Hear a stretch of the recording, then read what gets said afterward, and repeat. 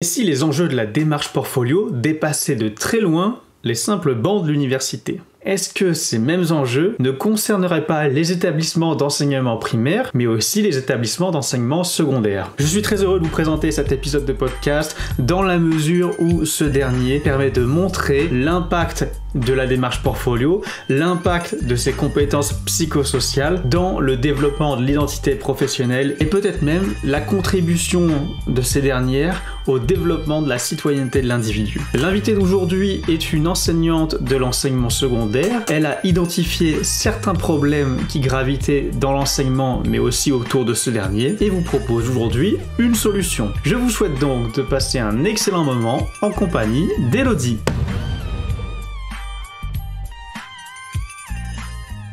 Bonjour Élodie. Eh bien, bonjour. Merci de m'inviter sur le podcast. Je suis ravie de pouvoir parler un peu de ma solution. Bienvenue sur ce podcast. Alors, on rappelle à destination des étudiants, des enseignants, des professionnels qui s'intéressent de près ou de loin à la démarche portfolio ou démarche réflexive. Et avant de rentrer dans le vif du sujet, est-ce que tu pourrais te présenter? Qui est Élodie? Alors, je suis enseignante. Déjà, je pense qu'on va commencer par là. C'est ce qui intéresse certainement le plus les auditeurs. Je suis prof depuis maintenant 15 ans en collège et lycée, prof d'anglais pour être précise. Et qu'est-ce que je peux dire de plus? J'ai 3 enfants à la maison aussi, des ados maintenant. Voilà, et que mon conjoint, qui a développé la solution dont on va parler aujourd'hui, a conçu l'outil avec moi. Il est lui aussi enseignant, mais dans le primaire, donc maternelle, élémentaire, depuis bientôt 20 ans maintenant. Ok, alors là, tu rentres directement dans le vif du sujet en parlant de solution. Et justement, qui dit solution dit problème, mais de quel problème veux-tu parler exactement? Bah, en fait, je vais parler d'un problème que nous, justement, en tant qu'enseignants, on a rencontré. Ça a commencé par moi, dans le secondaire. Alors, c'est venu de quoi? Concrètement, je pense que j'ai eu un souci de frustration en classe et aussi au moment de remplir mes bulletins trimestriels et aussi face aux parents en réunion parents-prof.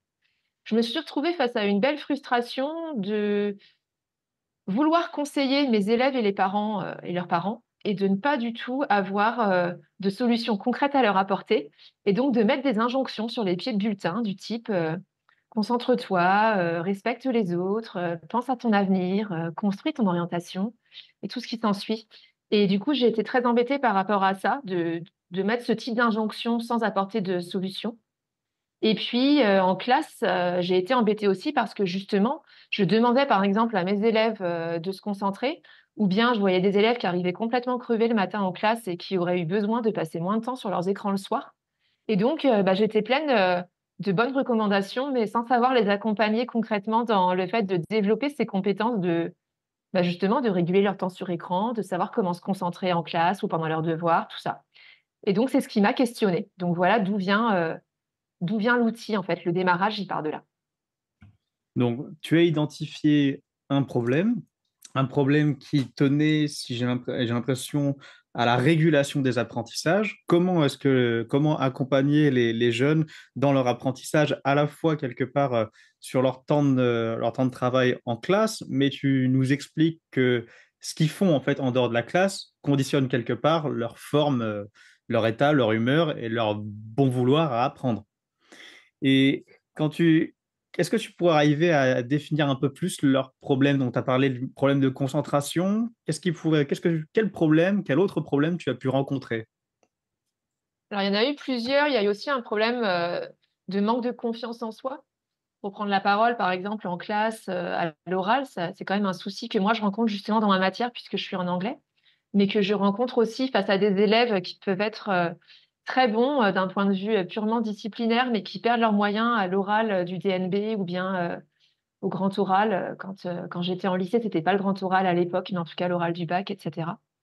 Et donc, il peut y avoir cette problématique-là identifiée d'un point de vue scolaire, mais il y en a d'autres. La première, je pense, qui est identifiée, en tout cas dans l'établissement où j'étais auparavant, un collège de banlieue, c'était la motivation scolaire.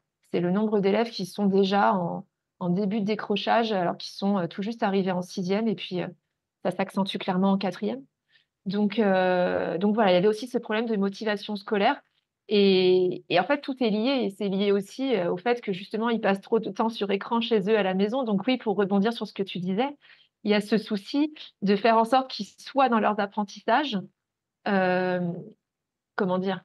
Pour qu'ils soient dans leurs apprentissages en classe, il faut qu'ils soient dans leurs apprentissages aussi à la maison, mais il faut aussi qu'ils arrivent en classe en ayant eu une hygiène de vie à la maison qui leur permette d'arriver reposés, dispo, d'avoir mis de côté aussi tout ce qui peut être émotion totalement parasite. Euh, c'est pour ça qu'on propose aussi quelque chose sur le fait d'apprendre à gérer sa colère, par exemple. Et puis, de façon annexe, mais gros problèmes qu'on peut rencontrer aussi, notamment dans le collège où j'étais en banlieue, bah, c'était des problèmes de vie scolaire, de climat scolaire. Donc, tout ça vient parasiter en fait leurs apprentissages et puis leur bien-être tout simplement au quotidien à l'école. Donc, c'est tous ces constats-là qui ont été faits. Et qui d'ailleurs, quand on a commencé à se pencher dessus pour vraiment voir s'il existait des outils, parce qu'on ne comptait pas créer une solution, on comptait réussir à utiliser des outils existants. Et du coup, quand on a commencé à chercher tout ça, on s'est rendu compte que commençait à naître en France la notion de compétences psychosociales. Donc justement, toutes ces compétences cognitives, émotionnelles et relationnelles qui devaient être développées au sein de l'école. Et donc, quand on a vu que ça commençait à arriver aussi dans les programmes, on a compris que les questions qu'on se posait et les solutions qu'on cherchait, on n'était pas les seuls à se les poser et à chercher. Ok, ok. Donc, pour résumer, ce que tu as pu remarquer, c'est que l'hygiène, pour reprendre ton terme, l'hygiène idéale d'un étudiant, l'hygiène scolaire et l'hygiène de vie idéale n'était pas ce que tu pouvais constater. Tu constatais au contraire qu'il y avait plein de parasites, plein de problématiques, et tu t'es dit que tu pourrais faire quelque chose et que justement, ta solution, la solution que tu as développée avec ton mari, ça serait justement d'aider ces jeunes à développer ces fameuses compétences psychosociales. Alors maintenant, rentrons dans le vif du sujet. Peux-tu nous présenter ton outil, ta solution? Ok, ouais, donc effectivement, c'est exactement ça, hein. D'ailleurs, ça a été ensuite, enfin, ensuite, non, en amont de ce qu'on a fait, évidemment, il y a des chercheurs qui ont identifié ça comme étant, en fait, les besoins fondamentaux des élèves. Pour rebondir sur ce que tu disais, l'hygiène de vie dans l'éducation, on appelle ça les besoins fondamentaux des élèves, notamment des plus jeunes, à savoir, du coup, justement, comme je disais, par exemple, arriver reposé ou disponible, etc. La solution, donc ça s'appelle Éducapacité. En fait, notre objectif en créant cette solution, puisqu'à la base on la cherchait en fait, on espérait qu'elle existe. On voulait quelque chose qui permette de développer ces compétences psychosociales des élèves en classe, mais qui en même temps renforce le lien école-famille pour que les parents, ce que je disais tout à l'heure en amont, c'était vraiment que moi je voulais pouvoir conseiller les parents avec un outil concret. Donc du coup, le but c'était aussi de faire en sorte que les parents puissent s'emparer d'un outil. Donc, on voulait un outil qui soit commun à l'école et à la famille. Et on voulait en plus qu'il colle aux contraintes inhérentes qu'on peut avoir à un établissement scolaire, à un fonctionnement scolaire, à savoir, par exemple, gérer quand même notre temps d'enseignement disciplinaire, etc. Donc, on s'est penché, j'y reviendrai après si tu veux, mais en tout cas, on s'est penché sur ce que préconisait la recherche comme facteur favorisant pour développer les compétences psychosociales en classe et à la maison. Et de là, on a créé un outil qui propose 7 itinéraires pour développer du coup 7 compétences. Donc un itinéraire développe une compétence.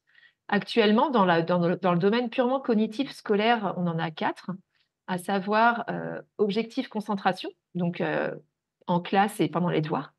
On en a un autre qui s'appelle motivation scolaire, donc pour justement essayer d'accompagner au mieux les élèves qui pourraient être en début de décrochage. Je le fais aussi avec des élèves, par exemple, de quatrième qui sont pas en décrochage, mais qui ont clairement la flemme de se mettre dans leurs devoirs.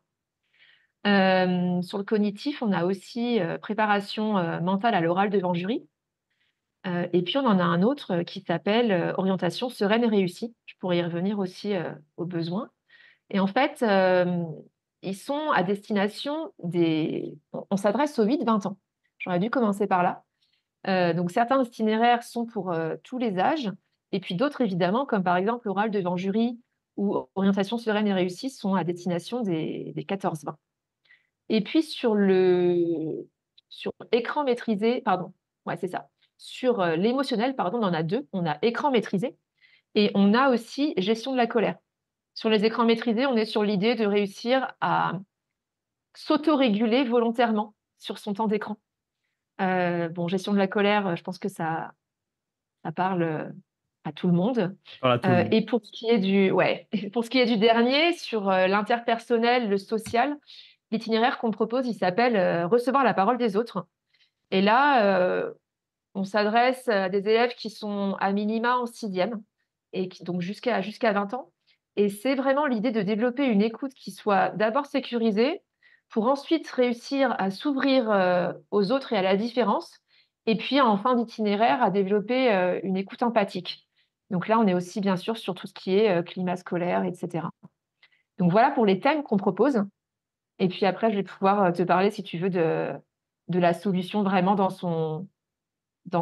sa méthode, en fait, dans sa méthode et dans son fonctionnement. Alors oui, et juste avant de rentrer dans la méthode et le fonctionnement, pourquoi ces compétences-là spécifiquement?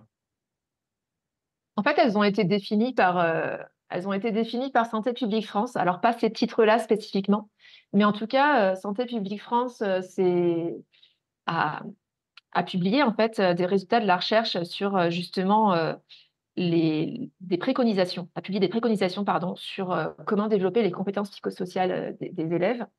Et en fait, ils ont regroupé les compétences psychosociales en 3 grands groupes, dont justement les cognitives, les sociales et les émotionnelles. Et en fait, ça consiste notamment à s'auto-réguler. C'est vraiment des techniques d'autorégulation, donc de réguler euh, son temps passé sur écran, par exemple, ou ses émotions, ou sa, sa capacité d'attention, etc. Et donc, pourquoi précisément on a choisi de développer d'abord cela? Je dis d'abord parce qu'il y en a d'autres qu'on aimerait développer. Mais en tout cas, on a choisi d'abord cela parce que c'est vraiment ceux qu'on a constatés comme étant les plus nécessaires pour aider nos élèves dans un premier temps, excepté un qu'on n'a pas eu le temps de développer et qui justement pourtant serait très important et qui est la gestion du stress scolaire à proprement parler. Celui-ci, justement, il fait partie des itinéraires qu'on doit développer rapidement parce qu'ils correspondent eux aussi réellement à un besoin. Donc voilà, on est parti des besoins qu'on constatait chez nos élèves, que nos collègues constataient eux aussi, et c'est de là qu'on a choisi nos thèmes parmi les compétences psychosociales qui avaient été identifiées par la recherche. Ok, ok. Alors j'ai plein de questions qui me viennent à l'esprit, mais je pense qu'on va aller un peu plus loin avant. Donc, est-ce que tu peux arriver à nous présenter les grandes lignes, en tout cas le fonctionnement, à quoi ressemble l'outil, comment ça se passe, de façon à ce que les personnes qui pourraient nous écouter se fassent une petite idée très très sommaire, qui ensuite irait confirmer ou infirmer en allant voir sur votre site, qu'on mettra bien sûr dans la description de ce podcast. Et ouais, voilà. Est-ce que tu peux nous présenter cet outil? Oui, bien sûr. Alors, le fonctionnement d'un itinéraire, enfin, est toujours le même. En fait, l'outil se base sur des pratiques métacognitives et des pratiques psychocorporelles. Donc, je vais y venir en détaillant vraiment le principe. Mais en fait, chaque itinéraire se compose de 5 semaines de pratique. On est sur essentiellement des pistes audio, tout simplement. Et il y a aussi un journal de bord en plus papier qui est facultatif à exploiter en classe. En tout cas, sur le principe donc de ces 5 semaines de pratique, en fait, chaque semaine correspond à une étape intermédiaire vers la compétence visée. Si je prends un exemple sur, par exemple, l'itinéraire concentration, la première semaine, les élèves ont pour objectif de travailler le fait de se débarrasser de leur agitation quand ils rentrent en classe ou bien quand ils commencent leurs devoirs.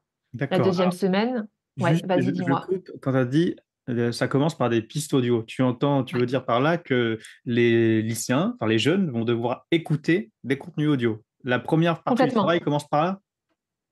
Toute la partie du travail est celle-ci, en fait. Ok, C'est-à-dire que chaque semaine se compose de la même façon. Donc, ce que je disais, c'était qu'on a un objectif intermédiaire à chaque fois. Je pourrais y revenir. Et en tout cas, chaque semaine se compose effectivement de la même façon. C'est-à-dire que chaque semaine comporte 5 pistes audio. La première piste audio, elle dure 1 minute. Et en fait, il s'agit d'une anticipation. Donc, c'est vraiment justement la partie métacognitive. C'est une piste audio qui pose des questions à l'élève sur l'objectif de la semaine, justement. Donc, par exemple, se débarrasser de son agitation. Eh bien, on va lui poser des questions pendant cette minute pour que lui, il identifie en fonction de cet objectif, vis-à-vis de cet objectif, qu'il identifie ses besoins, ses blocages, les freins qu'il peut avoir, les situations dans lesquelles, au contraire, il a réussi auparavant, celles dans lesquelles il a échoué, et à quel moment aussi il sent qu'il a le plus besoin justement de calmer une agitation, et cetera. Je prends cet objectif, en exemple. Voilà, donc ça, c'est 1 minute d'anticipation qui va lui permettre en fait ensuite de personnaliser sa pratique. Puisqu'ensuite, chaque semaine, il y a 4 autres pistes audio qui sont les pistes de pratique. Les 3 premières pistes audio de pratique sont des exercices en mouvement, des exercices de respiration en mouvement. En fait, c'est un moment où quand on pratique en classe, eh bien, tout simplement, il faut juste un haut-parleur dans la classe, on lance l'audio et de là, les élèves suivent l'audio, donc vont se lever, vont se mettre en place tranquillement, devant leur bureau, il y a pas de matériel particulier à déplacer et puis ils vont, être amenés à, fermer les yeux, se détendre, prendre des inspirations, expirer et cetera, mais systématiquement en comment dire? En imaginant ce que l'audio leur demande d'imaginer. En fait, ça les projette dans une situation, justement, de classe en rapport avec l'objectif, concentration, par exemple et du coup, ça leur demande de faire un mouvement spécifique pour justement, par exemple, évacuer leur agitation. Je reste sur cet exemple-là pour essayer d'être concrète. Ça veut dire que dans ces 3 exercices en question, eh bien, il y en a un où ils vont imaginer, par exemple, un panier de basket au fond de la salle et ils vont devoir y lancer leur agitation après avoir, fait rebondir un ballon imaginaire devant eux où ils font rentrer leur agitation dedans pour ensuite s'en débarrasser. Et puis le deuxième exercice va être un autre exercice imagé, de mouvement aussi, et cetera, et cetera. Donc ils ont comme ça chaque semaine 3 exercices en mouvement qui durent chacun 5 minutes. Et puis le dernier exercice de la semaine concernant la pratique du coup, c'est une projection mentale. Donc là, ils sont pas debout en mouvement, ils restent assis, ça dure 10 minutes et donc ils sont assis, on leur demande, de fermer les yeux et ils suivent l'audio de la même façon pour en fait être projetés, donc en fait ça le niveau de vigilance s'abaisse tranquillement, mais ils s'endorment pas, c'est pas le but et justement le but, c'est plutôt de les projeter de façon positive vers la réussite de leur objectif de la semaine. Voilà comment se passe chaque semaine. Je ne sais pas si j'ai réussi à être claire sans montrer d'image, mais en tout cas, ce que j'ai pas dit, pardon, c'est que du coup, en fait, chaque audio, chaque respiration en mouvement, est précédée d'une très courte vidéo qui dure, 40 secondes et où en fait, on voit simplement le mouvement et on entend la respiration qui colle au mouvement, de façon à ce que les élèves prennent connaissance du mouvement qu'ils vont devoir faire dans l'audio qui suit. De façon simplement à ce qu'ils soient entièrement rassurés à l'idée de fermer les yeux et de pratiquer sans se tromper après. D'accord. Alors, pour savoir si tu as été clair, je vais essayer de reformuler. Donc Ouais. tu nous expliques que cet outil, c'est un ensemble, c'est un processus qui se fait sur 5 semaines, si je comprends bien? Oui, c'est bien ça. Avec comme pilier de base des contenus audio qui donnent des instructions sur des choses à faire, des actions à réaliser, avec précédé de petites vidéos et que l'objectif, en fait, si les jeunes arrivent à suivre les instructions dans ces vidéos, c'est entre guillemets atteindre une certaine forme de quiétude, de tempérance, d'apaisement. Oui, alors, le donc la vidéo, elle est juste pour décrire le mouvement et les audios ensuite quand ils les suivent et qu'ils se mettent en pratique, en mouvement, en respiration et cetera, en fait, alors l'objectif, il est multiple. Le premier, il est clairement métacognitif, hein. Il est réflexif. C'est l'idée déjà, eh bien de prendre 5 minutes dans sa journée pour faire le vide et se concentrer uniquement sur cet objectif. Et donc pendant 5 semaines de façon à développer la compétence. Donc c'est aussi l'idée d'arrêter ce flot de la journée qui va vite et on ne prend jamais le temps et on a plein de pensées parasites, voilà et donc prendre 5 minutes où, le fait de fermer les yeux, de effectivement, respirer sur des respirations profondes, c'est ce que la cohérence cardiaque par exemple a pu mettre en avant, plus le fait de faire des contractions musculaires et des relâchements musculaires lors des mouvements que du coup les élèves sont amenés à faire, grâce à ces audios. Tout ça, en fait, ça permet aussi effectivement, comme tu disais, un vrai relâchement.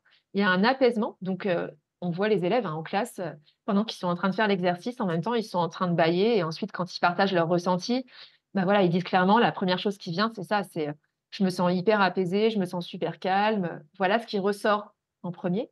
Et puis, ce qui ressort en deuxième en discutant, c'est bah, justement, c'est un rapport avec l'objectif de l'exercice en lui-même. Donc, euh, justement, enfin, si on revient sur la concentration, bah, les élèves vont dire, ah bah là, ça y est, ma bulle de concentration autour de ma tête, je la vois, elle était de telle et telle couleur, et là, ça y est, j'active ma bulle et je me mets au travail. Donc, en fait, c'est aussi vraiment l'idée d'ancrer des ressentis mentaux, émotionnels, physiques, en seulement 5 minutes par jour et de les réactiver, j'y reviendrai après, mais de les réactiver le soir, puisqu'en fait, les élèves après sont amenés à se connecter à l'outil le soir pour refaire l'exercice du jour de façon justement à ancrer au maximum ses ressentis et à, quand je dis des ressentis, je parle du coup aussi vraiment euh, de se créer une sorte de boîte à outils mentale en rapport avec la compétence vidée. Et alors, j'ai envie de répondre par une question. Est-ce que ces processus, ces exercices sont les mêmes, peu importe l'âge du public? Oui, le processus est le même. La différence qu'il va y avoir, c'est simplement, en fait, ça m'a simplement demandé un travail dans le choix du lexique et du vocabulaire.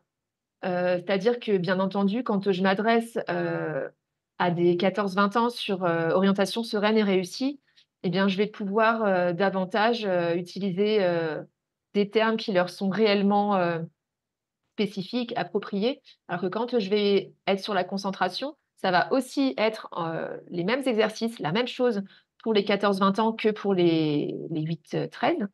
Sauf qu'évidemment, le vocabulaire utilisé, parce que justement, on est sur une notion qui parle à tout le monde, qui est simple pour tout le monde, eh bien, le vocabulaire utilisé va être à la portée d'une personne de 8 ans, sans pour autant être infantilisante pour une personne de 18 ans qui aurait besoin de se concentrer.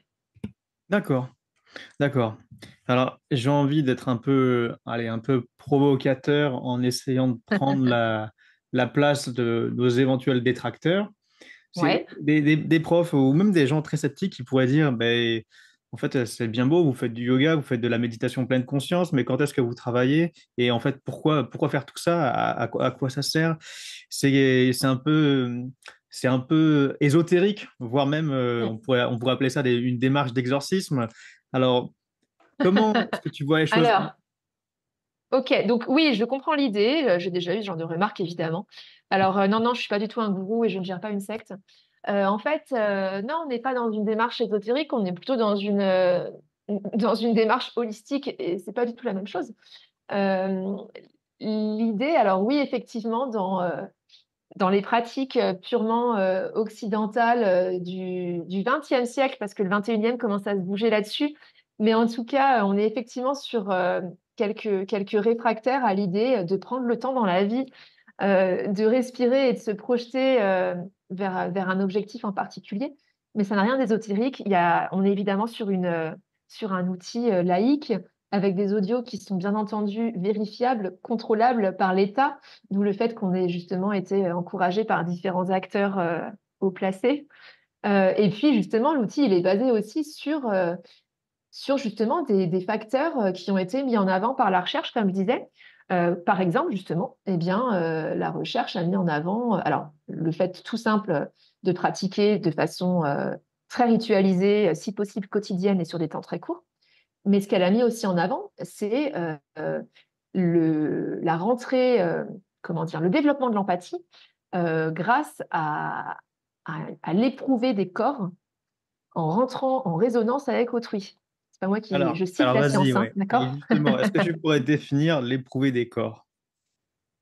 Mais l'éprouver des corps, c'est justement l'idée enfin, en tout cas dans l'éducapacité, c'est l'idée justement d'être en mouvement, concentré, se relier en fait à ses sensations physiques, dans le sens où dans chaque audio, on va demander à l'élève, à chaque fois qu'il aura fini un mouvement, il aura toujours les yeux fermés, il sera en détente, et à la fin de chaque respiration en mouvement, on lui demande en fait d'identifier dans son corps ce qui se passe, quel ressenti il a. Non pas qu'il faille absolument avoir tous les mêmes ressentis, mais c'est simplement se connecter un peu à soi. Ça fait en fait partie du travail de la concentration, justement de l'attention au corps, de façon simplement à être présent à soi, à avoir une meilleure connaissance de soi.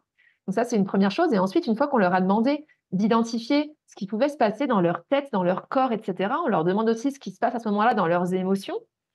Et puis, on finit par leur demander d'essayer de prendre conscience justement de ce qu'ils sont en train de développer et du fait qu'ils sont en train en ce moment de déjà développer une compétence et qu'ils ont même la compétence et la motivation de prendre le temps de le faire. Donc en fait, il y a aussi toute cette partie-là qui, comment dire, qui fait partie de cette démarche dont je parlais, qui est holistique et non pas ésotérique, puisqu'en fait, c'est simplement partir du point de départ qui est qu'un élève, pour qu'il puisse alors, du coup, je vais prendre l'idée, voilà, par exemple, je suis prof d'anglais ou je suis prof d'histoire géo et je râle parce que, oulala, ça va me prendre du temps sur mon cours. Ce que j'entends très bien, hein, ça en prend, c'est clair. Mais en fait, ça en prend pour après avoir des élèves qui sont quand même beaucoup plus concentrés sur le reste du cours, qui sont calmes, qu'on fait une pause dans leur quotidien de 7 heures de cours par jour. Je ne vais pas remettre en question le système scolaire français, mais en tout cas, on sait que c'est très compliqué pour eux. Et donc, c'est l'idée de dire, bah voilà, en fait, avant d'avoir une machine en face de nous qui serait uniquement capable, comme un bouton, de se concentrer sans réfléchir, d'être au travail, etc., eh bien, on va être sur de l'humain et donc bah, prendre l'élève dans une démarche globale, à savoir, on a un humain en face de nous et qui, du coup, a besoin ouais, de respirer, de faire une pause dans sa journée et pour autant, ne pas juste respirer et, comme tu disais, faire du yoga et de la méditation, point barre, mais de faire cette pause connectée au corps, mais qui en même temps est une cause métacognitive, puisqu'il n'y a pas un seul exercice qui ne met pas l'élève dans une position de réflexivité vis-à-vis de son engagement scolaire ou en tout cas vers la compétence qu'on vise. Et tout ce que tu dis est très intéressant et j'ai envie de rebondir directement avec... je sais que tu m'avais dit que tu avais rencontré André et que tu avais échangé avec lui. Oui, Et en formation, André nous disait souvent que enseigner, en fait, c'est gérer la charge mentale d'une tâche avec la charge mentale de l'objectif d'apprentissage. Et que si on donne, en fait, si on donne une tâche trop lourde, cognitivement parlant, et qui demande trop d'énergie mentale, eh bien, le gamin va dépenser toute son énergie pour arriver à faire la tâche, son équation de second degré ou je sais pas quoi, et qu'il aura plus d'énergie pour connecter cette tâche à l'objectif d'apprentissage, à pourquoi j'apprends, pourquoi est-ce que je fais ça. Et que notre objectif, quand on enseigne, c'est arriver à faire en sorte que le jeune ou le moins jeune, puisse arriver à gérer cette charge mentale le plus sereinement possible. Et donc, tout ce que tu viens de dire, ça rentrerait dans cette stratégie justement d'optimisation, d'accompagnement, d'éducation du jeune à gérer cette charge mentale et même à aller plus loin, c'est-à-dire à se l'approprier, à se dire, mais je fais ça parce que ça m'intéresse pour des raisons A, B, C, D. Et ça, quelque part, j'ai envie de dire, allez, si je redeviens un peu provocateur, tout ça, en fait, c'est pas notre boulot. C'est-à-dire qu'on est là pour donner des connaissances. Je ramène le débat qu'on avait eu sur l'éducation, instruction. C'est-à-dire que là, en fait, oui, là, tu vois, on rentre dans ce qu'on appelle les stratégies d'autorégulation. Et j'ai déjà eu, en fait, des enseignants qui m'ont dit, bah, c'est pas mon boulot, ça. Moi, mon boulot, c'est de leur faire un cours de maths, leur apprendre les fondamentaux de la Seconde Guerre mondiale ou de la guerre de sécession, mais c'est pas de leur apprendre à apprendre. Et encore moins de le faire ça avec le sourire et de se sentir bien là-dedans. Soit ils sont capables d'apprendre, et auquel cas tant mieux, soit ils sont pas capables et tant pis. Comment tu te positionnes par rapport à ça? ah bah moi, ma position, elle est très claire. Je ne suis pas d'accord avec, avec cette façon de voir l'enseignement, parce qu'effectivement, pour moi, aujourd'hui, c'est vrai, on n'est plus dans l'instruction nationale, on est dans l'éducation nationale, parce que tout simplement, si on veut réussir à enseigner nos contenus disciplinaires, eh bien, le fait est que la façon dont fonctionnent les enfants aujourd'hui, les enfants à la maison, les élèves à la maison, etc., eh bien, on a besoin maintenant aussi de, d'être dans une forme d'éducation. Et c'est pour ça que maintenant, justement, je ne l'invente pas, c'est dans les programmes. Ça fait déjà longtemps quand même que le socle commun, eh bien, il a justement mis en avant l'évaluation de la compétence justement d'apprendre à apprendre, hein, d'accord, les outils pour apprendre. C'est pour ça aussi que des cogniclasses se développent aussi. Et donc, voilà, maintenant, on est dans une, on n'est plus dans une éducation nationale qui peut se permettre d'être sur un contenu purement disciplinaire, point barre, en espérant que les élèves puissent tous, parce que peut-être qu'effectivement, sur certains élèves très bien accompagnés à la maison, c'est possible, et encore avec tout ce Les qu'il peut enfants y de avoir, profs? les écrans. Ouais, et encore, nous, on en a trois, et bien, c'est pas pour autant qu'ils sont tous les trois, toujours hyper concentrés sur leurs devoirs, de façon facile, etc. Parce que nous aussi, en tant que prof, on a des enfants qui aiment bien être sur écran.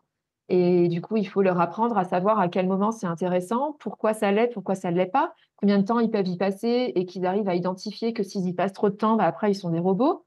Ou bien essayer de prendre conscience que bah, se mettre sur écran et se détendre, bah oui, c'est pas un interdit, mais peut-être qu'avant, ce serait bien, avant de se jeter dessus sans réfléchir, de voir si les tâches importantes, comme justement de faire ses devoirs, ont été faites. Mm. Donc, du coup, il y a toute une réflexion à avoir par rapport à ça. Et je pense qu'à l'ère, bah, justement, à l'ère du numérique, on est à un stade où, en fait, on ne peut pas faire l'économie en tant qu'enseignant de l'accompagnement de nos élèves vers, comment dire, vers le traitement, la gestion de tout ce qui vient parasiter leur attention face à nos contenus disciplinaires. Euh, Oui. Et oui, et donc là, le côté très intéressant de ta démarche, c'est que tu veux prendre ça à contre-pied en les rendant conscients de tous ces points parasites et en leur donnant des armes, des outils, des démarches pour arriver à gérer tout ça, sans pour autant en fait les enlever vu que ça fait partie de leur vie, mais simplement, si j'ai bien compris, arriver à les utiliser ou à vivre avec eux intelligemment. Oui, complètement, c'est ça. En fait, exactement dans le sens où on n'est pas sur une méthode qui,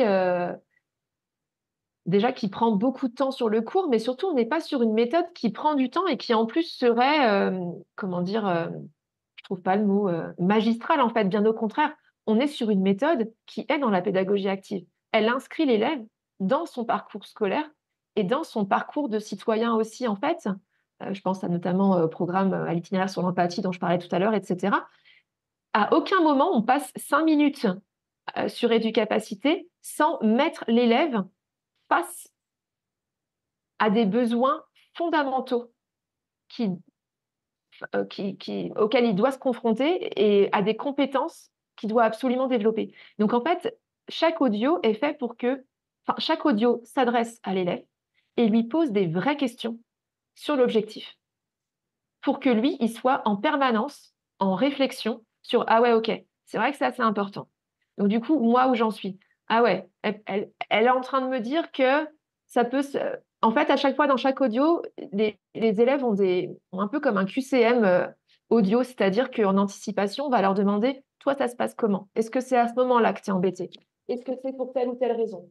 Euh, Est-ce que quand tu as envie de t'agiter, c'est parce que tu es embêté par une dispute qu'il y a eu sur la cour? Bref, je donne des exemples sur la concentration, mais il y a plein d'autres choses.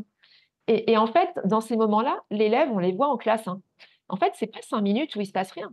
C'est pas 5 minutes où on perd du temps. C'est 5 minutes où l'élève, on les voit tous en train d'acquiescer ou de faire non au fur et à mesure que l'audio défile et où en fait, ils sont en train de s'interroger et ce qu'ils ne font jamais le reste du temps, mais comme nous, adultes, sur d'autres problèmes qu'on peut avoir où on ne prend pas le temps de se poser. Bah, Mm. c'est des moments où du coup, les élèves se disent, ah ouais, bah non, moi, c'est pas ça. Moi, c'est ça.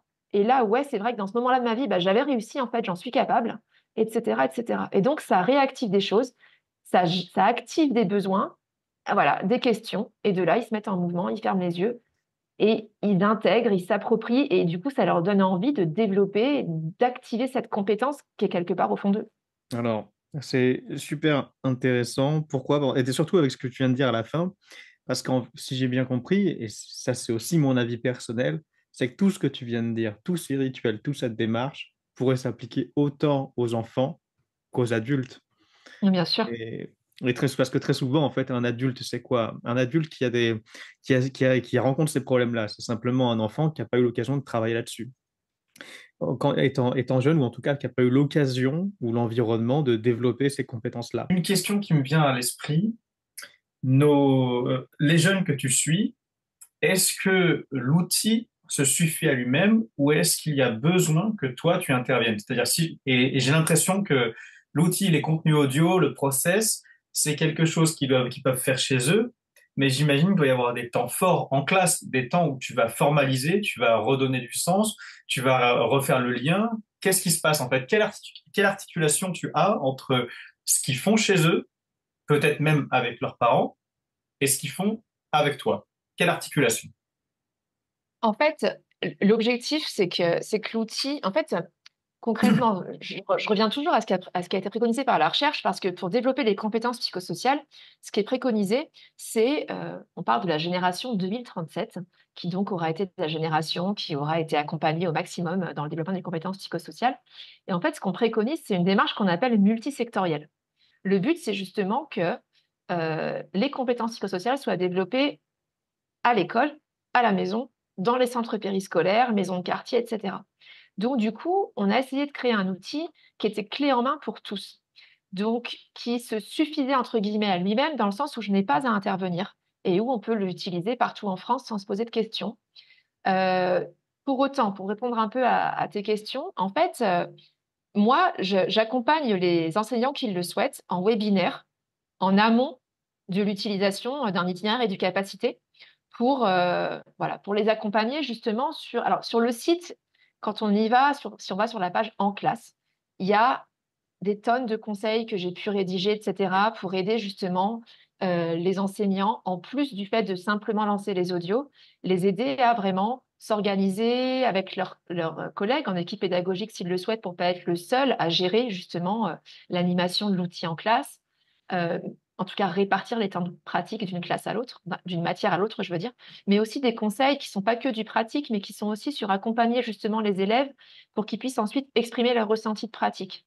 Donc c'est aussi ça l'objectif, c'est aussi de faire en sorte que, en classe, une fois qu'on a fait 5 minutes d'audio avec, par exemple, l'exercice numéro 1 de la semaine, respiration en mouvement pour les élèves. Une fois que l'audio s'arrête, les élèves, se rassoient et en fait, à ce moment-là, l'accompagnement, bah, c'est de les aider en fait à verbaliser un peu leur ressenti de pratique dans le but justement de les aider à les ancrer, à en prendre encore davantage conscience et à partager ça aussi avec les autres. Donc du coup, j'accompagne les enseignants en webinaire pour leur donner quelques conseils, très pratiques justement sur, comment, interroger leurs élèves là-dessus, comment recevoir leurs réflexions, leurs questionnements et justement les ressentis qu'ils peuvent, exprimer. Donc ça va être le rôle de l'enseignant.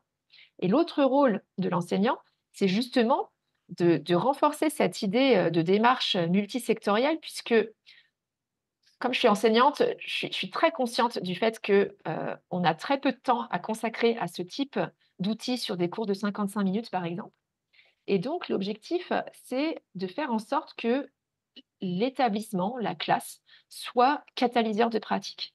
L'idée, c'est de faire en sorte que les élèves soient initiés à l'outil en classe en 5 minutes par jour, mais que l'enseignant, du coup, ait aussi le rôle de mettre sur l'ENT, donc moi c'est Pronote, chacun a son ENT, de mettre sur l'ENT, de refaire l'exercice du soir à la maison, de façon à ce que justement l'élève, au calme aussi, et pas que avec ses copains dans la classe, revive l'expérience, puisse à nouveau expérimenter, faire l'expérience en tout cas de nouveaux ressentis et que du coup les ressentis s'ancrent, se développent davantage et que le cheminement puisse se faire aussi bien au niveau, physique, émotionnel que métacognitif.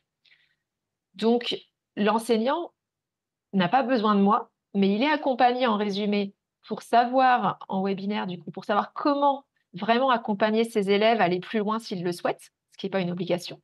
Et puis aussi, il a pour mission de faire en sorte que les familles aient accès à l'outil à la maison.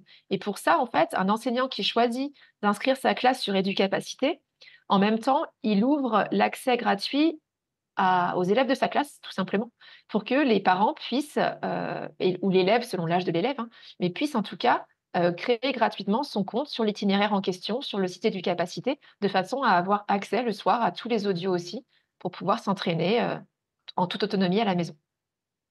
D'accord. Mais alors, si, ce qui me vient à l'esprit, quand même, quand même, et pourquoi ça me vient à l'esprit? Parce que j'étais confronté aux mêmes problématiques avec l'enseignement de la démarche portfolio dans le supérieur.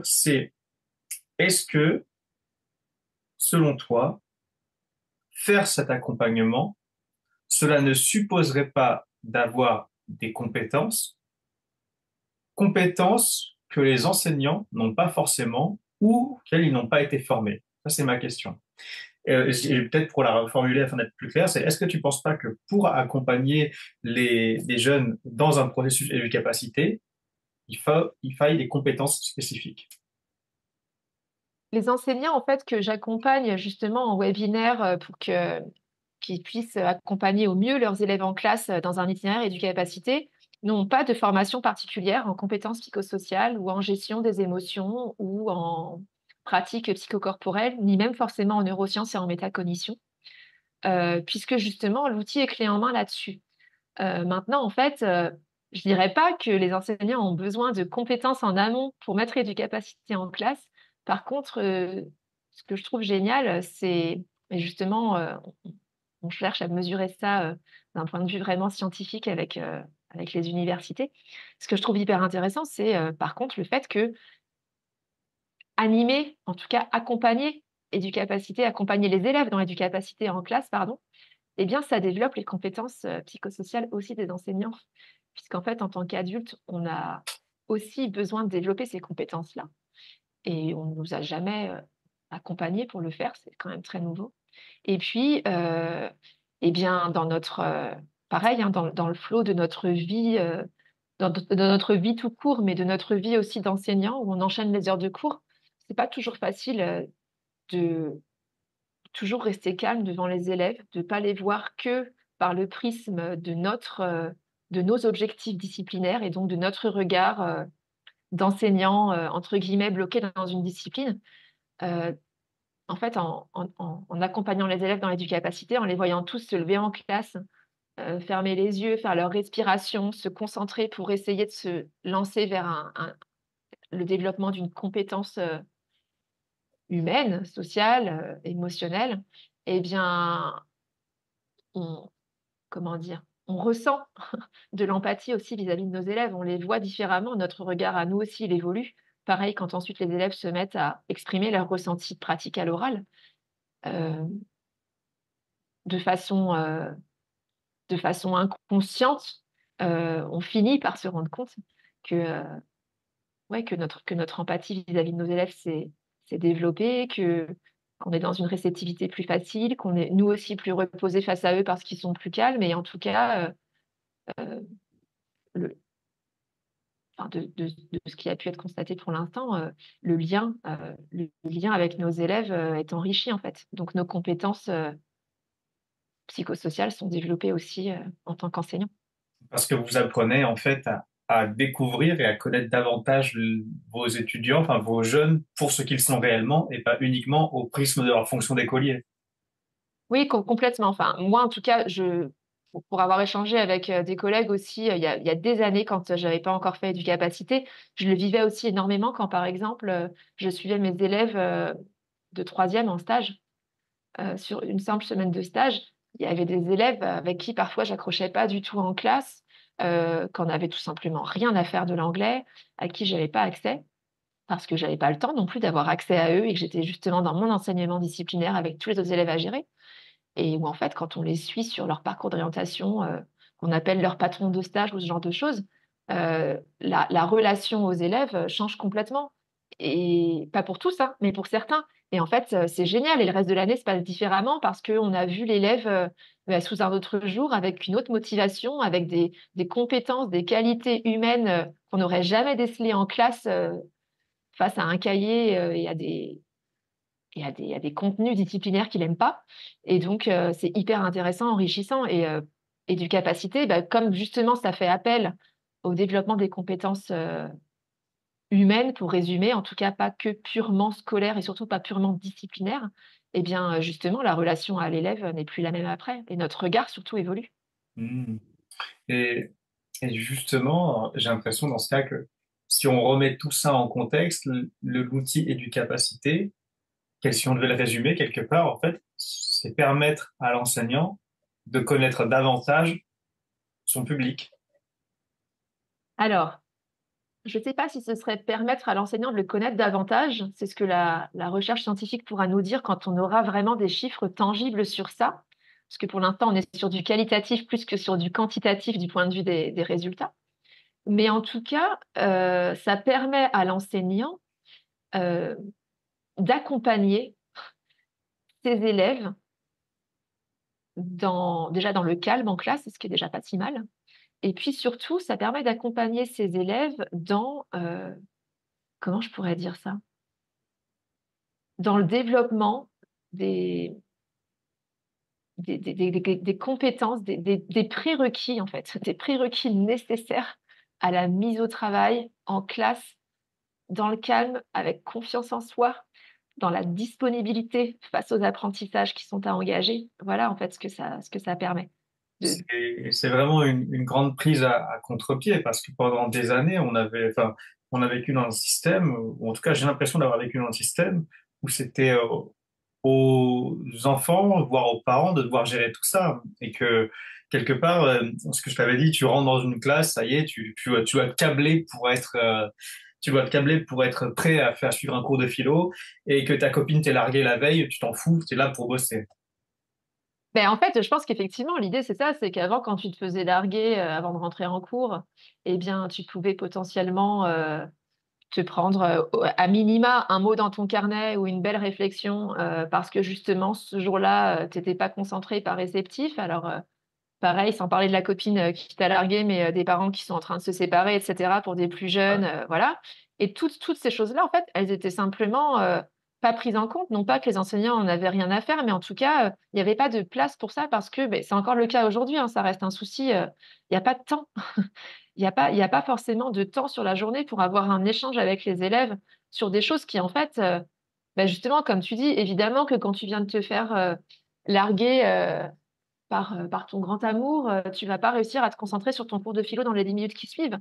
Ben, en fait, un gamin de 12, 14 ans ou un étudiant de 17, 18 ans qui vient de vivre un truc, peu importe à quelle hauteur, mais en tout cas qui pour lui est quelque chose de difficile, émotionnellement parlant, on le sait tous, ça vient tout simplement, on est sur des pensées parasites, ça vient bloquer nos apprentissages. Et, et en fait, en quelques minutes, ça peut être réglé. Enfin, moi, je sais au-delà d'éducapacité itinéraire, 5 semaines avec ma classe sur un objectif, etc., travailler, maintenant, mes élèves, pour certains, ils rentrent en classe. Enfin, non, ils rentrent pas. Je les vois dans le couloir. Ça arrive à la marge, hein, ça arrive peut-être 3, 4 fois par an. Mais en tout cas, un élève qui arrive dans le couloir et on voit bien que dans la cour, il y a eu un gros problème. Il est en pleurs ou il est énervé, il vient de frapper quelqu'un ou peu importe. Et évidemment que rentrer en classe comme ça pouvait se faire avant parce qu'on ne savait pas comment le gérer et que la vie scolaire était débordée, ça a absolument aucun effet bénéfique ni sur lui, ni sur la classe, ni même sur le prof qui du coup sait plus comment gérer. Et donc, bah oui, maintenant en fait mes élèves, ils ont le réflexe dans le couloir. Bah, ça m'est arrivé, oui, l'année dernière, des élèves qui me font signe, des petits, hein, des sixièmes et des quatrièmes. Et ouais, le signe qui dit moi j'ai besoin de 2 minutes là. Et c'est pas 2 minutes où en fait il veut gratter sur le cours pour rentrer après, hein, on n'est pas là-dessus.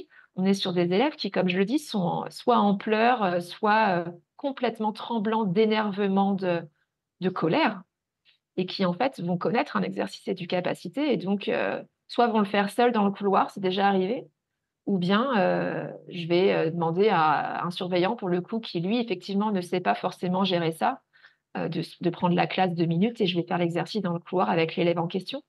C'est déjà arrivé à la marge. Euh, voilà. Après, dans l'idéal, les élèves, plus ils se servent de l'outil et plus en fait ils sont capables de gérer ça tout seuls. Et après, l'avantage que ça a aussi, c'est qu'en fait, une fois que justement les élèves ont été exposés à l'outil et donc à cette fameuse boîte à outils d'exercice plusieurs fois, de façon à ce que vraiment il est donc le fait de le faire en classe, de le faire à la maison, de répéter ça, et que donc des ressentis de pratique aient été ancrés. Comme je disais, hein, ça peut être physique ou ça peut être simplement imaginaire, émotionnel, etc. Une fois qu'ils ont des images, une fois qu'ils ont leur boîte à outils, j'ai des élèves aussi maintenant qui me le disent sur, par exemple, justement, gestion de la colère. Je les avais pris en groupe, hein, on était sur des ateliers, du coup, pas sur la classe complète, pour faire gestion de la colère sur de, comment ça s'appelle, de la vie de classe. Et en fait, ces élèves-là, pour certains, en fait, quand je les recroise ensuite, ils me disent: «Ah mais madame, moi maintenant dans le cours, en fait, quand je suis pas bien, quand vraiment je suis énervée et cetera, eh bien, j'imagine» et là, en fait, ils imaginent quelque chose qu'on a vraiment, sollicité, une image qu'on a sollicitée, qu'on a ancrée dans les pratiques et du capacité et donc ils ont juste à l'imaginer en toute discrétion, sans que personne s'en rende compte pendant le cours, pour réussir à retrouver leur calme. De la même façon que certains vont me dire à la place: «Bah moi madame, avec mes mains, je touche, par exemple, je sais pas, peu importe, mon thorax ou ma cuisse, parce que dans un mouvement, c'est pas du tapping, hein, on n'est pas sur des choses ésotériques, on est vraiment juste sur des ancrages. Et bien justement, j'ai comment dire? J'ai pris l'habitude dans l'exercice du capacité de faire ce mouvement discret qu'on m'a appris dans les audios pour justement calmer ma colère ou me projeter dans, cet espace-là qui me fait du bien en 2 secondes.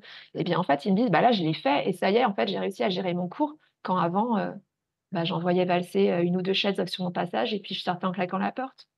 Donc, ce qui est bien, c'est que dans ce genre de témoignage, tu as une manifestation, ouais, un témoignage d'un contenu qu'ils ont eu dans une situation X, dans un environnement X. Ils arrivent à le transférer dans une autre situation. Et ça, c'est super positif Tout à d'avoir fait. ça. Alors, si tu arrives à le mesurer autrement que par la simple perception subjective, ça serait encore mieux. Mais, Complètement. On et y travaille. au-delà de ça, je voulais revenir parce que sur ce que tu viens de dire, tout ce que tu viens de dire, ça a fait écho à quelque chose. Alors, je me retrouve beaucoup dans ce que tu dis, lorsque j'enseignais la démarche réflexive. Et j'avais échangé avec un enseignant, d'ailleurs Mathieu, si jamais tu écoutes ce podcast, salut, eh bien, qui avait dit quelque chose de très juste. C'est-à-dire qu'au-delà du temps qui est extrêmement contraint, il avait posé la question qui était de la posture qu'il faut, enfin la posture nécessaire pour réaliser ce type d'accompagnement, c'est une posture qui est assez éloignée de celle que j'avais en tant qu'enseignant, parce qu'il disait justement, moi, lorsque je suis enseignant, j'ai essayé de mettre une frontière assez claire entre moi et mon contenu et les étudiants. Et que il y avait l'impression que devoir enseigner la démarche réflexive l'amener à re-questionner cette posture. Et donc, c'est à ça que je voulais t'amener.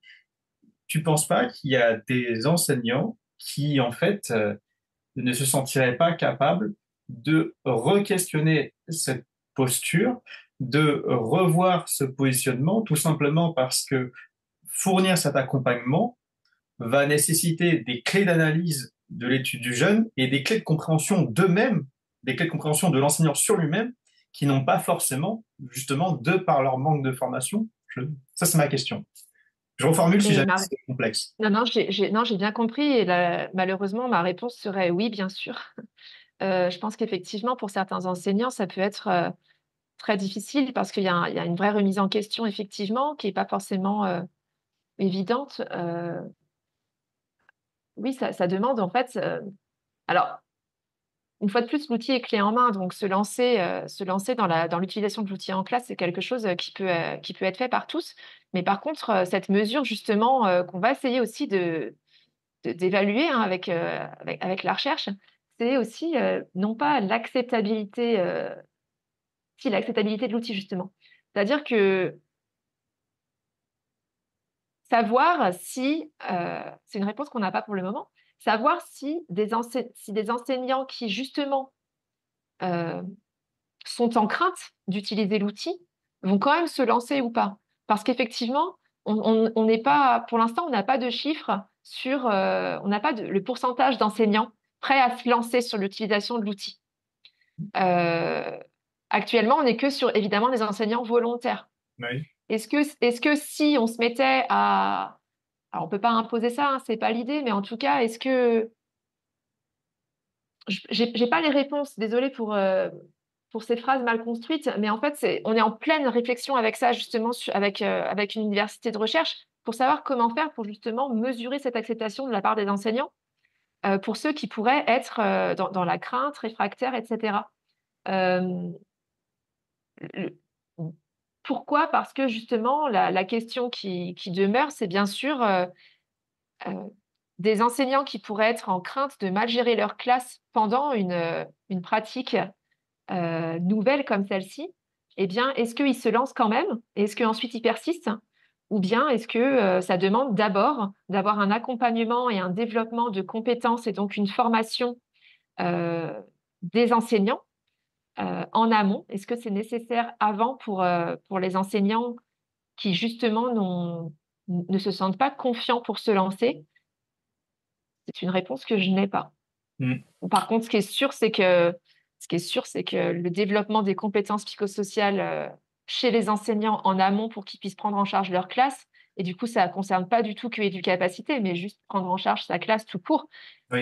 On n'y a jamais été formé. Maintenant, les INSPE, etc., ont des parcours de formation qui sont bien plus aboutis et tournés vers ce type de développement de compétences que ce que nous, on a pu recevoir il y a 15 ou 20 ans. Et donc, oui, évidemment, moi, j'adorerais pouvoir accompagner les enseignants dans le développement de leurs propres compétences psychosociales, du coup aussi, en amont de la prise en main de l'outil, mais pas seulement, prise en main de la classe, tout simplement. Tu sais, là, ce que tu me dis, je suis en train de réfléchir dans ma tête J'ai en peut-être pas été très parallèle. claire en plus, hein. Désolée. Non, non, et justement, mais je me suis dit, tu cherches actuellement à mesurer l'acceptation de l'outil, euh, l'acceptation ou l'acceptabilité, pardon. Et ce qui serait intéressant, ce serait de savoir si justement tu mesures l'acceptabilité de l'outil par les enseignants sans formation et ensuite me le mesurer avec une formation. Je ne serais pas étonné que dans ton périple, tu sois amené à un moment donné à créer une formation. Alors, comme toute formation, elle sera évolutive, hein, mais proposer en fait justement un service de formation, une action de formation qui va dépasser les contenus entre guillemets clés en main, parce que Complètement. c'est pas évident, c'est jamais évident parce que pourquoi l'être humain, bon, tous les êtres humains, on a tous entre guillemets, une part d'ombre, une part de lumière, on a tous des démons, on a tous des problèmes, et on peut tous avoir une réaction qui est très, très naturelle dans le sens où on va faire l'autruche. C'est-à-dire qu'on a un problème, qu'est-ce qu'on va faire? Alors, on va le mettre dans une boîte, on va mettre la boîte sous le lit, et on va faire en sorte qu'on l'entende pas ou qu'on ne la voit pas. Et où est-ce que je veux en venir en disant tout ça? C'est que le fait d'avoir cette posture d'accompagnateur dans le développement des compétences psychosociales chez le jeune, ça pourrait potentiellement amener certains enseignants à devoir rouvrir cette boîte. Et ce qui est jamais évident. Ça, c'est la question que je me suis posée. Parce que j'avais eu des échos d'enseignants qui m'ont dit, bah, déjà, je me sens pas de le faire parce que j'ai pas les grilles de lecture, j'ai pas les compétences et il y a quelque chose qui bloque. Alors, et c'était vraiment le mot, c'est qu'il y a un blocage. Et le blocage, on s'en fout de savoir s'il est légitime, s'il n'est pas légitime. Il fait partie du vécu de l'enseignant, il fait partie du vécu du Complètement. formateur. La grande question, c'est comment nous, on peut se positionner pour aider cet enseignant à lever ce blocage. Voilà ma Je pense réflexion. que, ouais, je suis d'accord. En fait, je pense que justement, là, sans vraiment mettre de mots dessus, finalement, on est déjà en train de créer une, euh, une petite partie formation autour de l'outil, formation des enseignants, puisque justement, on accompagne les enseignants, comme je disais tout à l'heure, en webinaire pour les, pour leur permettre, en fait, pour faciliter, en fait, leur prise en main de l'outil en classe et la réception des ressentis de leurs élèves, etc. Donc, il y a déjà ce type d'accompagnement, mais on en est au tout début et je pense qu'effectivement, une formation est à créer autour de tout ça. C'est un objectif qu'on a, en tout cas, on y réfléchit. Et, euh, et pour ce qui est, en tout cas, oui, de comment accompagner les enseignants, non pas dans l'outil du capacité, mais simplement, comme tu disais, dans le fait de surmonter certains blocages, de les identifier. Déjà, comme tu dis, des fois, on peut avoir un blocage, on ne sait pas exactement lequel et il faut l'identifier. Bah, justement, tout ça, c'est un peu, je déborde, mais c'est un peu ça, en fait, l'idée des audios d'anticipation qu'il y a chaque semaine pour les élèves. C'est justement, en fonction de l'objectif, les aider par des questions, etc., à identifier leurs blocages.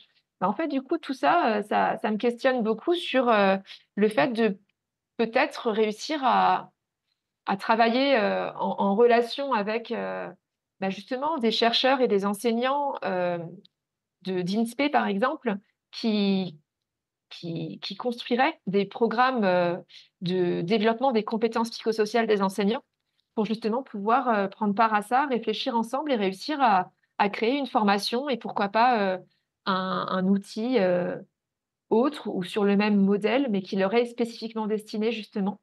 Oui, Euh, voilà. Et ça fait aussi partie, enfin, c'est compétences psychosociales, mais c'est aussi en fait tout simplement développement du bien-être au travail. En tout cas, c'est aussi le résultat escompté dans tout ça. Donc, je trouverais ça très intéressant et c'est dans un coin de ma tête d'un jour peut-être réussir à intégrer des groupes de travail qui soient réellement porter sur ça, puisqu'en fait, je trouve que éducapacité, c'est l'idée d'accompagner les élèves, entre guillemets, dès la source, de développer les compétences dès qu'ils sont petits. Alors pas tout petits, parce que la métacognition et le vocabulaire employé nécessitent en fait d'être au moins en CE2. Mais en tout cas, voilà, c'est l'idée de développer ces fameuses compétences dont on a tous besoin dès l'enfance, pour qu'elles nous accompagnent ensuite partout et que cette fameuse boîte à outils d'images, de références, d'ancrage, on l'ait partout où on va. Et en fait, bah, du coup, oui, c'est bien, on prend les élèves de cette façon-là à la racine, entre guillemets, on essaie.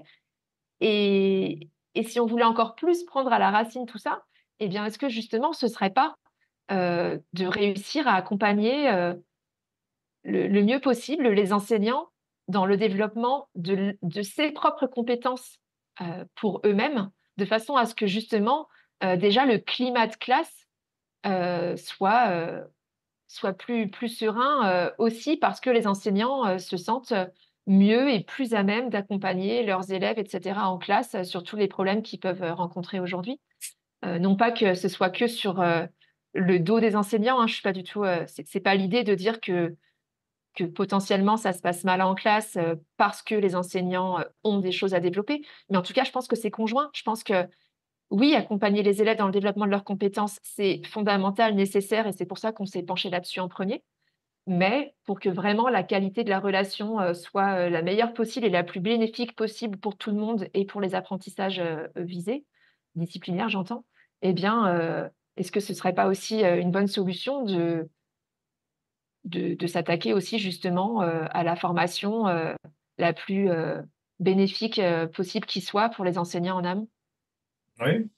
Bon, tu prêches un peu un convaincu et je pense à ça parce que tu as parlé des audios d'anticipation, mais pour les élèves. Et Oui, peut-être qu'un jour, tu envisageras des audios d'anticipation pour les enseignants, mais peut-être oui, à un moment donné pour les parents. Pourquoi est-ce que je pense à tout ça? C'est parce que le développement des compétences psychosociales, alors, il y en a d'autres, mais les compétences psychosociales en particulier, nécessite en fait pour qu'ils soient bien développés, il faut un environnement fertile. Sauf que l'environnement fertile, il y a trois dimensions. Il y a l'école et enfin en tout cas il y en a au minimum deux. C'est-à-dire qu'il y a la vie à l'école et il y a la vie en dehors de l'école. Et donc la vie en dehors de l'école, on peut la découper en plein de morceaux. Mais vous, en tant qu'enseignant, vous intervenez principalement sur la vie à l'école.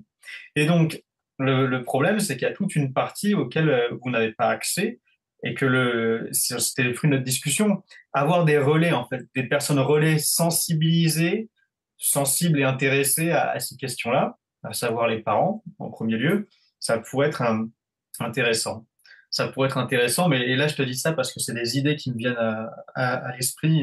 Et donc, je sais que ça a demandé des gros chantiers, mais mais c'est pour ça aussi, tu vois, que par exemple, là, on a rendez-vous dans pas longtemps avec le centre social de notre commune, par exemple, parce qu'ils font partie justement de ce réseau-là et surtout bah, du lien possible entre la scolarité de l'enfant, puisqu'il y a des centres sociaux qui accueillent, hein, donc je parle par exemple des périscolaires aussi, etc., et qui du coup accueillent les élèves juste après à l'école pour faire leurs devoirs, etc., et qui en plus de ça sont un excellent relais puisqu'ils communiquent avec le parent qui vient chercher son enfant juste après ou son adolescent quand il s'agit des maisons de quartier. Et donc, c'est pour ça que cette démarche multisectorielle, avec un outil qui reste clé en main et facile à animer par tout le monde, euh, bah, c'est primordial. Donc oui, effectivement, je pense que les... on est sur du pluridimensionnel. Enfin, je pense que l'école, enfin, clairement là-dessus, oui, l'école, pour moi, a très clairement son rôle à jouer et je suis ravie que le gouvernement maintenant le mette en avant aussi. Et du coup, la famille a son rôle à jouer, bien entendu. Et je pense que le relais peut se faire aussi effectivement par la ville, en fait, par la ville, par les centres sociaux euh, et toutes ces structures qui, en fait, accueillent les enfants sur des temps extrascolaires, périscolaires. ouais, je suis bien d'accord avec toi. Il va falloir tisser une grande toile pour C'est connecter ça. tous ces gens-là. Et en parallèle de ça, je vois que le temps défile et donc tu dois partir à 4 heures.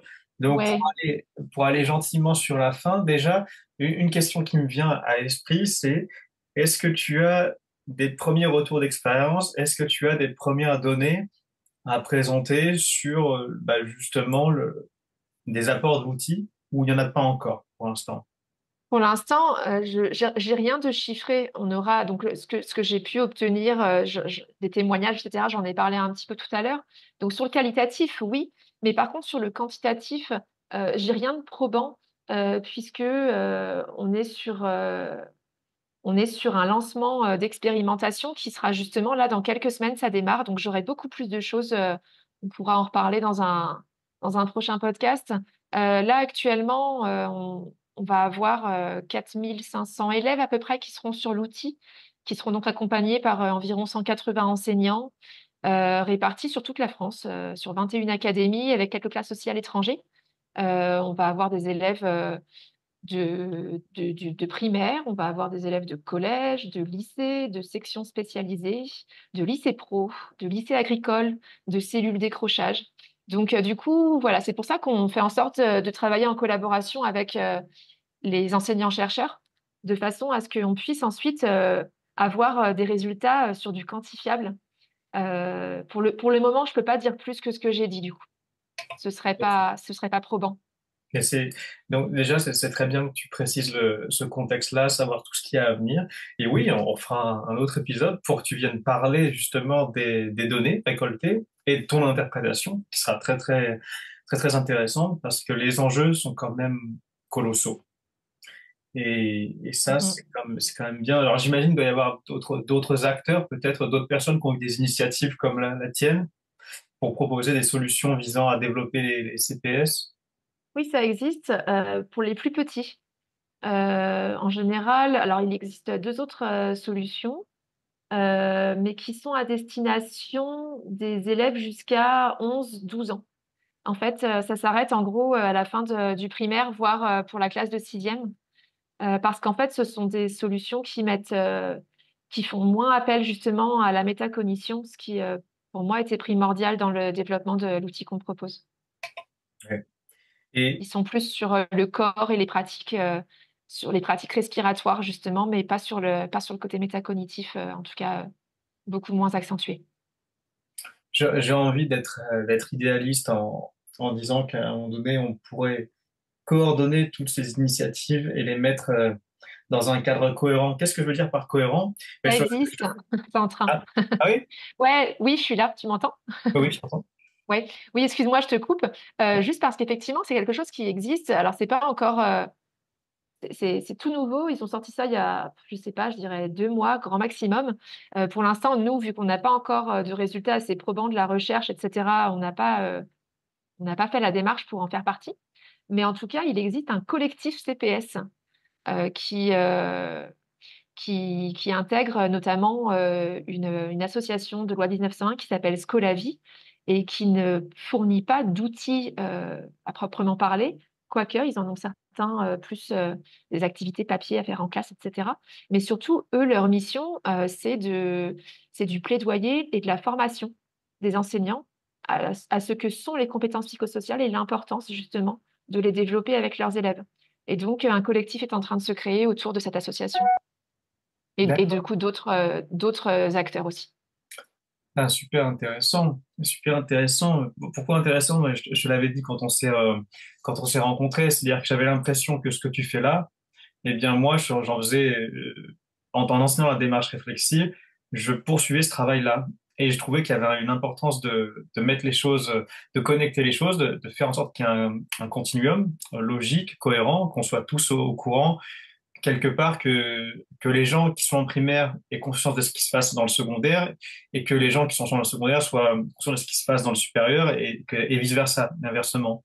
Parce que Complètement. tu l'as dit toi-même, en fait, d'une part, plus tôt on s'y prend, mieux c'est, et la réflexivité, c'est un peu les compétences touchant à la métacognition, c'est un peu, notamment pour l'auto-évaluation, c'est les compétences d'une vie, c'est-à-dire qu'il faut, on les éprouve, on les forge tout au long de notre vie, et ce qui est un peu un game changer, c'est comment est-ce qu'on est accompagné, les méthodologies qu'on a, et quelque part, oui, notre entourage, ça rentre dans l'accompagnement. Donc voilà pourquoi moi je voulais en fait que tu viennes Oui, bah, présenter. du coup, justement, tu vois, cette démarche. justement le côté multisectoriel et aussi ce collectif CPS, c'est des choses qui sont dans l'air du temps, qui sont en train de se faire. Ça prend du temps, mais en tout cas, des personnes, euh, des personnes autres que moi avec l'outil Éducapacité sont depuis plusieurs années et bien avant moi actifs, se mobilisent pour essayer de créer cette toile en question. Et c'est vraiment le plus important, parce que j'imagine qu'on est tous enfin, que pour faire ce genre de travail-là, pour se lancer dans ce genre de périple, il faut être un peu des Templiers, c'est-à-dire qu'il faut avoir une foi, il faut être convaincu et Ouais, faut partir sur des mers déchaînées un petit peu. je te confirme.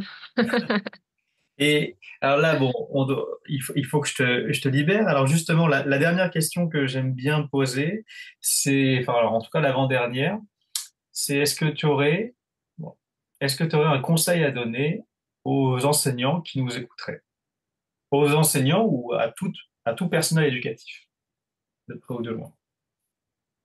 Ah, alors dans quel champ, là, ta question est très large. Le premier conseil que je donnerais, c'est bien entendu, s'il y a envie d'échanger, que ce soit sur la solution qu'on propose en elle-même ou sur tout ce qui est en rapport avec ce podcast, les développements de ses compétences, etc., je serais ravie. Donc ne pas hésiter, déjà en conseil, ne pas hésiter à me joindre pour voir si on peut échanger sur tout ça, etc. Je serais ravie. Ça, c'est la première chose.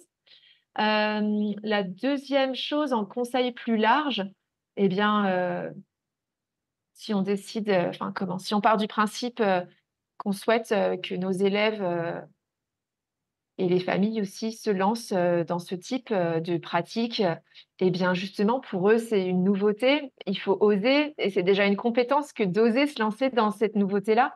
Donc en tant qu'enseignant, eh bien écoutez, soyons dans un souci d'exemplarité et lançons-nous aussi à tester en fait, tout simplement. Il n'y a rien à perdre. J'allais te demander un mot de la fin, mais là, je crois qu'il est venu de lui-même.